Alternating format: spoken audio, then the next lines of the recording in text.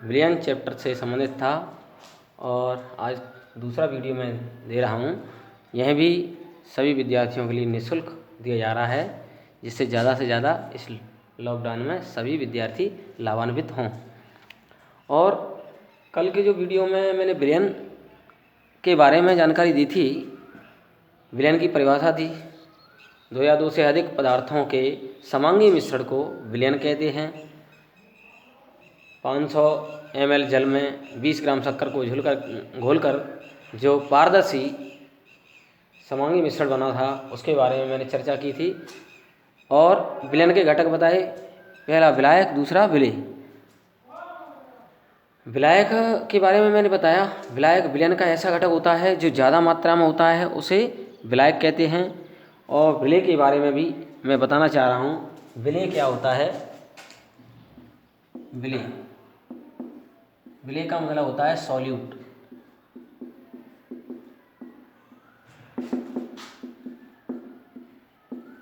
विलयन का ऐसा घटक जो बाहर से कम मात्रा में घुला हो, उसे विलेय कहते हैं। विलयन का ऐसा घटक जो बाहर से कम मात्रा में घुला हो, विलयन का ऐसा घटक जो बाहर से कम मात्रा में घुला हो, उसे विलेय कहते हैं। That component of solution which dissolve from outside in less amount which is called solute. विलयन का ऐसा घटक जो बाहर से कम मात्रा में घुला हो, उसे विलेय कहते हैं। तो विलयन के ये दो मुख्य घटक मैंने आपको बताए। अब बात आती है समांगी मिश्रण की। समांगी मिश्रण क्या होता है? कल विद्यार्थियों ने समांगी और विषमांगी मिश्रण पर क्वेश्चन भी पूछा था, ठीक है। तो जैसे एक गुड़िया है वंदना शर्मा, ठीक है, उस स्टूडेंट का क्वेश्चन आया था कि समांगी और विषमांगी मिश्रण के बारे में सर बताएं।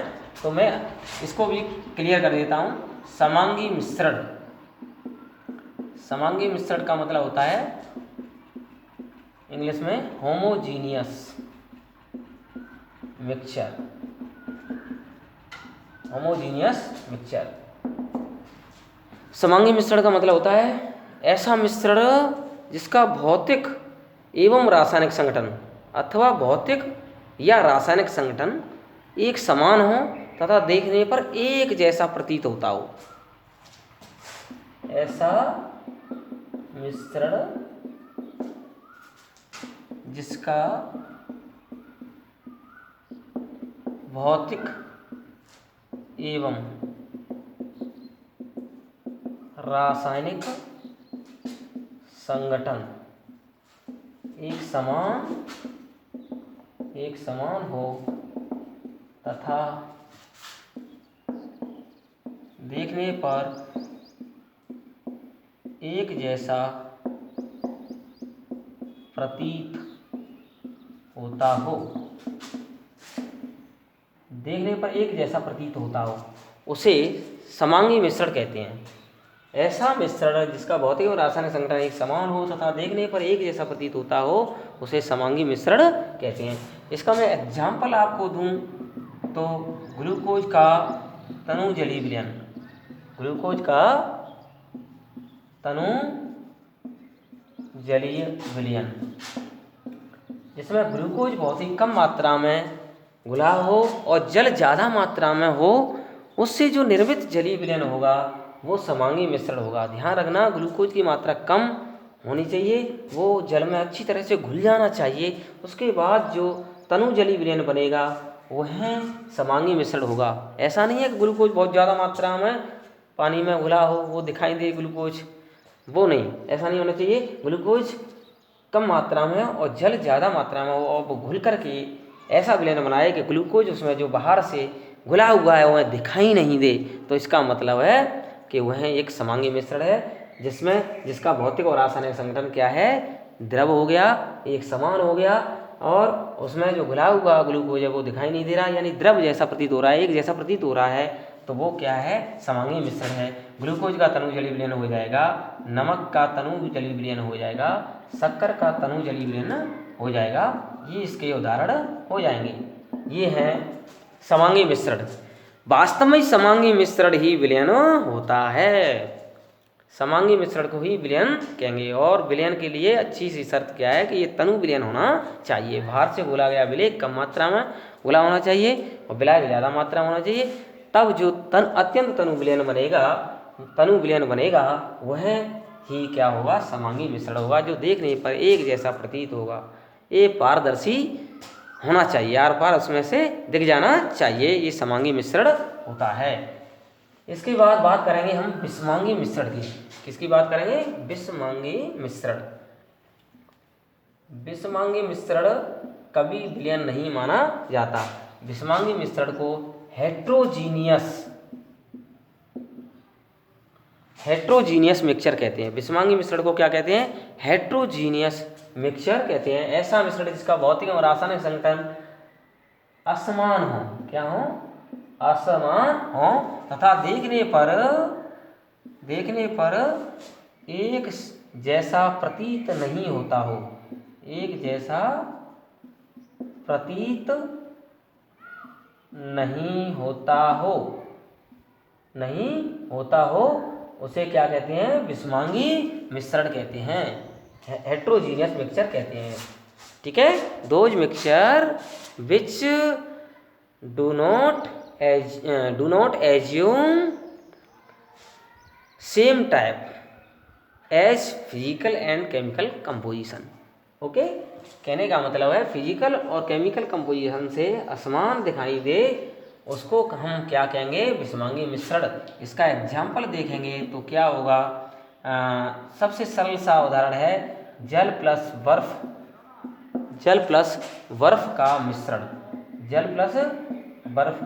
मिश्रण, जिसमें जल और बर्फ अलग अलग भौतिक अवस्था में है, भौतिक संगठन अलग अलग हो गया, समान हो गया, इसलिए इसको विषमांगी मिश्रण कहेंगे। क्योंकि जल द्रव है और बर्फ ठोस है, दोनों की भौतिक अवस्था भिन्न भिन्न होने से जल और बर्फ का मिश्रण विषमांगी मिश्रण होगा। हालांकि ये कई विद्यार्थी क्वेश्चन करते हैं कि जल और बर्फ का तो सूत्र एक ही होता है, दोनों का सूत्र H2O होता है, तो फिर ये विषमांगी मिश्रण क्यों है। यहाँ भौतिक अवस्था अलग अलग है दोनों की। ध्यान रहे, जब बर्फ जल में घुल जाएगी पूर्ण रूप से तो बर्फ नहीं रहेगी, बर्फ जल में बदल जाएगा, तब फिर जल ही दिखाई देगा, वो फिर एक तरह से जल विलायक हो गया, यानी समांगी मिश्रण जैसा हो जाएगा। ठीक है, तो ध्यान रहे, जल में बर्फ घुलनी नहीं चाहिए, बर्फ तैरती हुई जल में दिखाई देनी चाहिए, तब वो विषमांगी मिश्रण होगा। ये इसका एक उदाहरण हुआ। दूसरा उदाहरण है दाल प्लस कंकड़ का मिश्रण। दाल में जो कंकड़ मिले होते हैं, इसका मिश्रण विषमांगी मिश्रण हो जाएगा। धुआं सबसे बढ़िया उदाहरण है, धुआं, कोहरा, ये सभी विषमांगी मिश्रण के उदाहरण हैं। ठीक है, ये इसमें भौतिक अवस्था अलग अलग दिखाई देती है। धुआं में काले रंग का जो कार्बन के कण हैं वायुमंडल में दिखाई देते हैं। ठीक है, कोहरा में भी ऐसी छोटी छोटी बूंदें हैं वायुमंडल में, सर्दियों के टाइम में दिखाई देती हैं। तो ये विषमांगी मिश्रण के उदाहरण हैं। तो समांगी विषमांगी मिश्रण में जो वंदना शर्मा का क्वेश्चन था वो क्लियर हो गया होगा कि समांगी विषमांगी मिश्रण क्या होते हैं पहले वाली वीडियो में। और इससे आगे मैं चर्चा करता हूँ, आगे क्वेश्चन बनेंगे तो ज़रूर पूछना, और वीडियो को ज़रूर सब्सक्राइब करना।